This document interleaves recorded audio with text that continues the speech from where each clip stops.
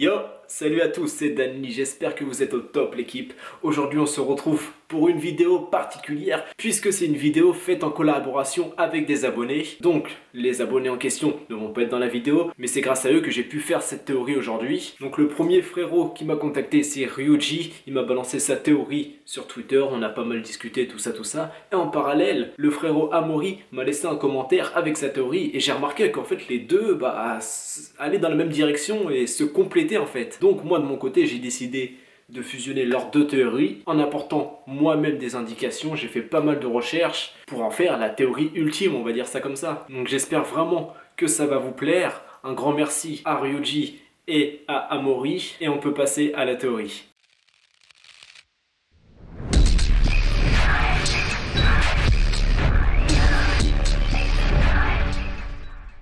Donc tu l'as sûrement vu dans le titre, on va parler des prochains membres de l'équipage de Luffy. Dans un premier temps, grâce au frérot Amaury, on va analyser et voir la logique de recrutement de l'équipage de Luffy. Et dans un second temps, grâce au frérot Ryuji, je vais vous dire qui sera les prochains Mugiwara. Donc comme je viens de te le dire, en analysant la logique de recrutement, on peut en conclure que Luffy va finir l'aventure avec 12 membres. 4 membres par mère.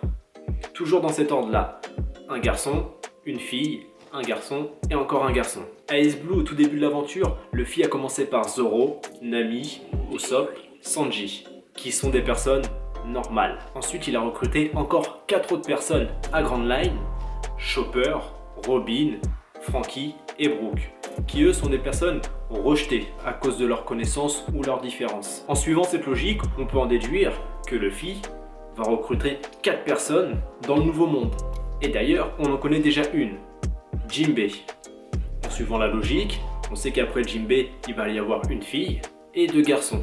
Et grâce à Jinbei, on peut potentiellement en déduire que ces personnes-là feront sûrement partie d'un clan, d'une race ou plutôt d'une communauté spécifique. Pour continuer à détailler le schéma de recrutement, on peut remarquer que dans l'équipage, lors du recrutement, il y a plusieurs catégories de recrutement.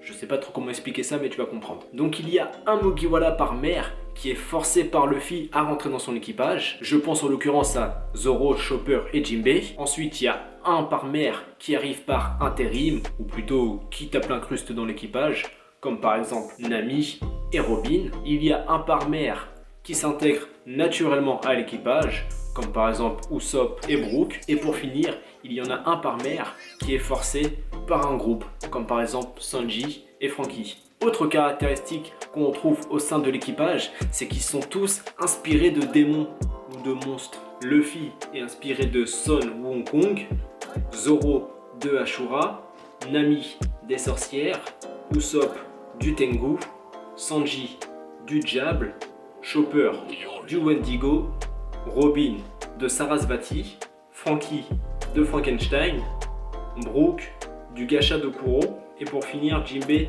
du Vara. Mais c'est pas les seules caractéristiques et inspirations qu'a utilisé Oda pour faire son équipage, puisque je le précise au cas où si tu ne le savais pas, de base One Piece devait être un manga de vikings, mais finalement Oda a opté pour faire des pirates et Oda aime vraiment beaucoup tout ce qui est viking et les légendes nordiques.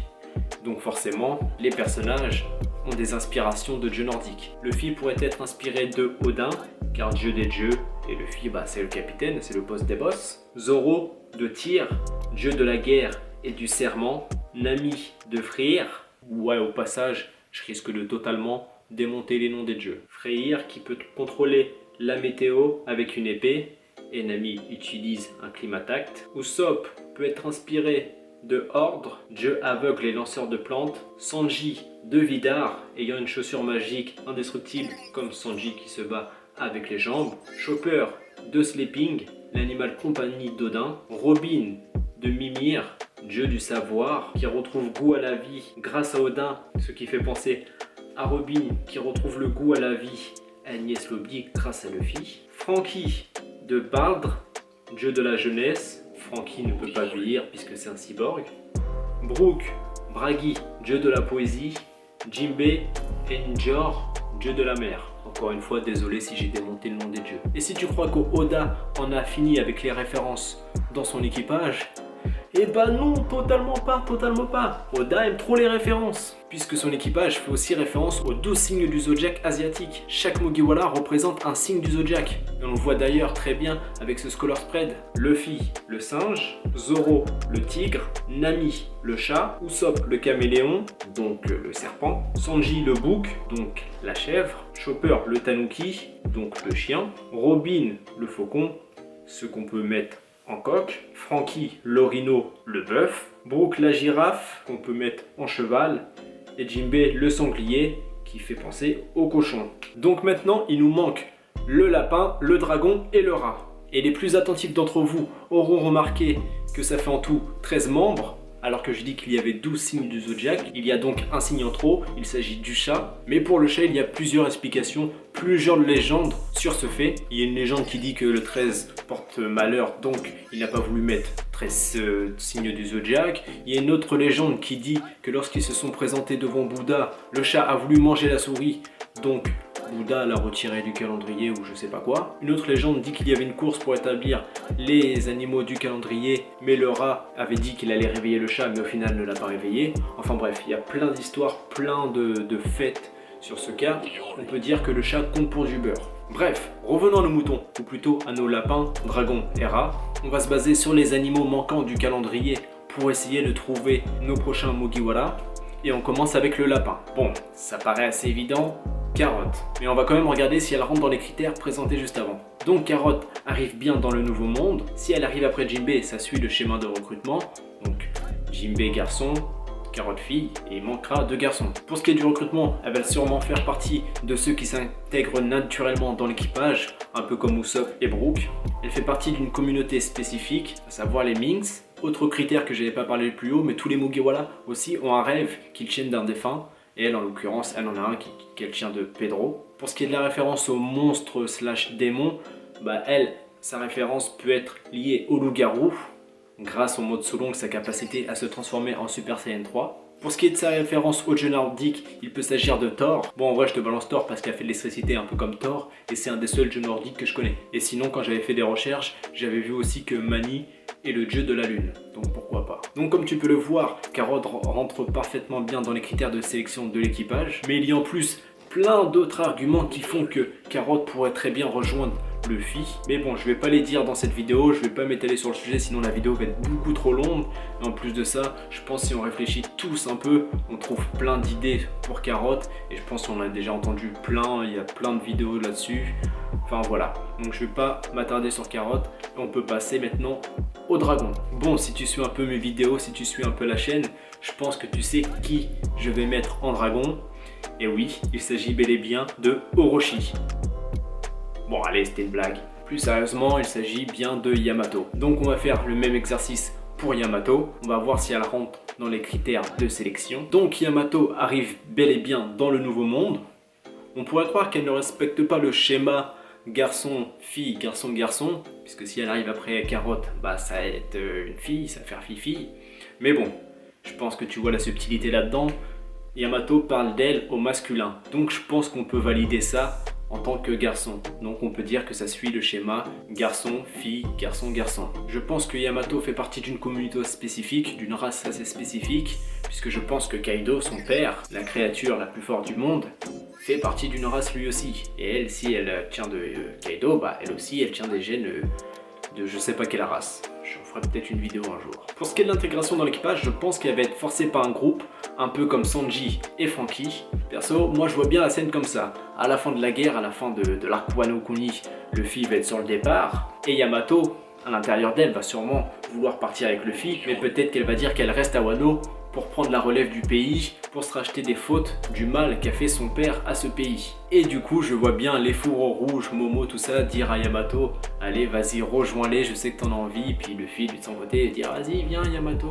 Comme je disais, un peu comme Franky. Elle a bien un rêve qu'elle tient d'un défunt, et pour ce qui est de la référence au démon, il s'agit sûrement de Anya. Par contre, pour le dieu nordique, j'ai pas spécialement de référence. Et un peu comme Carotte, outre le fait que Yamato colle assez bien au schéma de recrutement, il y a plein d'autres arguments qui font que Yamato serait une bonne Mugi, que Yamato pourrait devenir une prochaine Mugiwara. Mais je vais pas en parler dans cette vidéo. Mais si tu veux quand même mon avis et voir les arguments qu'il y a, je t'invite à aller voir ma vidéo sur Yamato. Je mettrai le lien dans la description.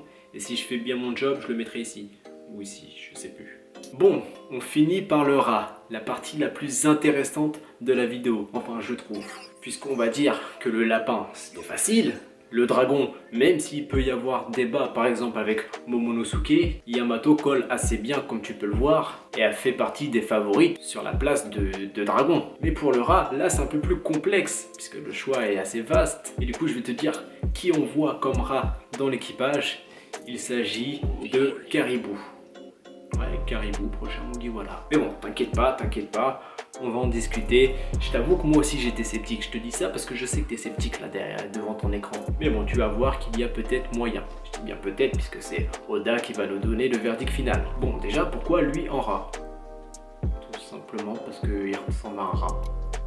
Non. Bon, pour la petite anecdote, Ryuji m'a contacté et m'a un peu teasé sa théorie. Il m'a dit voilà les 12 Zodiacs, qui tu vois en tant que rat?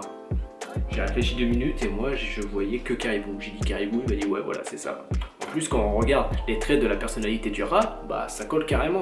Les rats ont une forte intuition, réagissent vite et s'adaptent facilement à de nouveaux environnements. Grâce à leur imagination et à leur perspicacité, ils peuvent tirer pleinement parti des possibilités offertes. Ouais, c'est pas de Caribou que je t'ai fait de la description, c'est bien d'un rat. Outre l'aspect zodiac, on va voir si Caribou rentre quand même dans les autres critères de sélection, même si on a peu d'informations sur lui. Bon, déjà, il arrive bien dans le nouveau monde et il boucle bien le schéma garçon, fille, garçon, garçon. Pour ce qui est de la communauté spécifique, on n'en sait vraiment pas assez sur Caribou.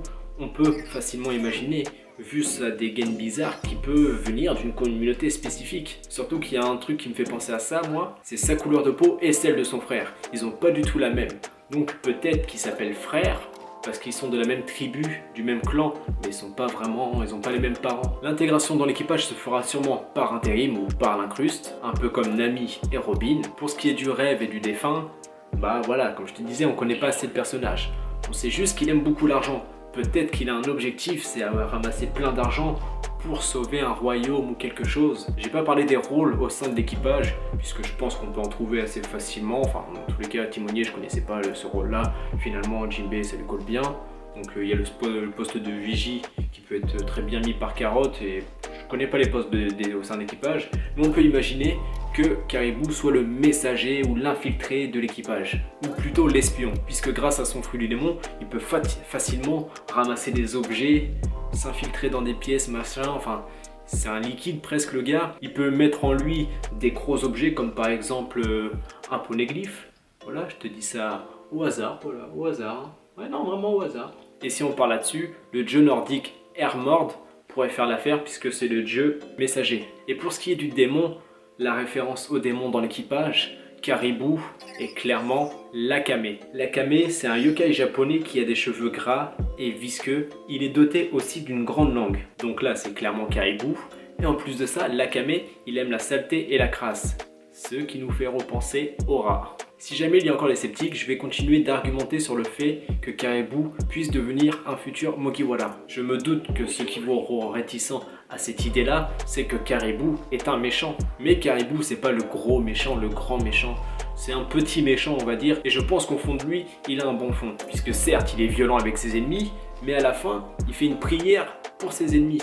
Dans les mini-aventures, on voit qu'il rencontre une mamie et finit par l'aider, alors qu'il n'était pas du tout obligé. Je pense que c'est un peu comme Robin, ça joue au méchant parce que son passé a fait qu'il doit être méchant ou il est comme ça, mais au fond de lui, c'est pas un méchant gars. Autre petit argument, après l'ellipse, les faux Mugiwara ont essayé de recruter Caribou, mais il a refusé, donc peut-être que c'est un petit clin d'œil de Eiichiro Oda pour nous dire, voilà, il a refusé les faux Mugiwara pour finir avec les vrais. Comme Luffy et son équipage, lui aussi, fait partie des rares personnes à s'être confronté à 2 Yonkou et avoir survécu. En plus de ça, il s'est confronté aux 2 mêmes Yonkou que Luffy. Donc, sur l'île des hommes poissons, à Big Mom, en attaquant Pecom et en se faisant défoncer. Et puis récemment à Wano Kuni, en s'attaquant à Kaido, ou plutôt aux hommes de Kaido. Là, je vois que t'es encore un peu sceptique. Donc tu sais quoi? Je vais te balancer le dernier et ultime argument pour Caribou. Le voilà. Caribou a demandé s'il pouvait rejoindre Luffy après la guerre, quand il quittera le pays, et Luffy a accepté dans le plus grand des calmes. Même lui a été surpris que Luffy accepte aussi facilement. On connaît tous Luffy il a qu'une parole. Quand il dit une chose, bah il fait, c'est pas du genre à faire des promesses en l'air. Donc c'est pour ça tout à l'heure quand je te disais par intérim il va s'incruster, je le vois bien à la fin du manga débarquer, et genre tout le monde va le regarder, genre Franky va dire mais qu'est-ce qu'il fout là lui? Et lui il va dire bah c'est Luffy, il m'a accepté dans son équipage. Ils vont regarder Luffy, mais c'est vrai Luffy? Luffy va dire bah oui. Je vois vraiment trop la scène, je sais que toi aussi tu la vois cette scène là, elle va passer toute seule. Caribou dans l'équipage, je pense qu'il y a moyen. En plus de ça, c'est un Logia, j'en ai pas parlé mais c'est un Logia, on n'a pas de Logia dans l'équipage. Et en plus, grâce à cette information là, bah on a un nouveau schéma qui apparaît. Parce que voilà, au tout début de la vidéo, j'ai présenté tous les schémas, tout ça. Et bah là, t'en as un nouveau qui apparaît. On a les utilisateurs de fruits du démon, Chopper, Zoan, Robin Paramecia et Caribou, Logia. On a ceux qui utilisent des armes de main, des armes à courte portée, donc Zoro, Brook et Yamato. On a ceux qui utilisent des armes à distance, Nami, Robin, Franky. Et on a ceux qui utilisent les éléments, Sanji le feu, Jimbello et Carotte l'électricité. Tu vois, tout s'emboîte, tout est harmonieux, tout est cohérent. Donc n'hésite pas à me dire ce que t'en penses, dis-moi ce que t'en penses de cette théorie, si tu valides, si t'es toujours sceptique après tous les arguments que je t'ai balancés, si tu vois d'autres théories, ou voilà, fais-toi plaisir dans les commentaires. Au passage, je remercie une fois de plus le frérot Ryuji et le frérot Amori, sans qui cette vidéo n'aura pas pu être faite. Et franchement, j'aime beaucoup cette vidéo. Je sens que c'est possible, je sens qu'il y a quelque chose. Après, c'est que mon avis. Comme je t'ai dit juste avant, toi tu me balances le tien dans les commentaires. Oublie pas de t'abonner pour me soutenir et pour faire plaisir aussi à Amori et à Ryuji. Je suis sûr qu'un abonnement leur ferait extrêmement plaisir. J'espère pouvoir refaire d'autres vidéos avec des abonnés. Vraiment avec Ryuji, on a vraiment beaucoup parlé, échangé. Je lui ai demandé des questions, il me répondait, il me donnait ses avis. Enfin voilà, on a vraiment fait cette théorie à deux, enfin à trois, puisque je me suis aussi beaucoup inspiré d'Amori. Donc voilà, j'espère pouvoir refaire ça avec lui ou bien d'autres. Et voilà, c'était Danny, portez-vous bien. Peace.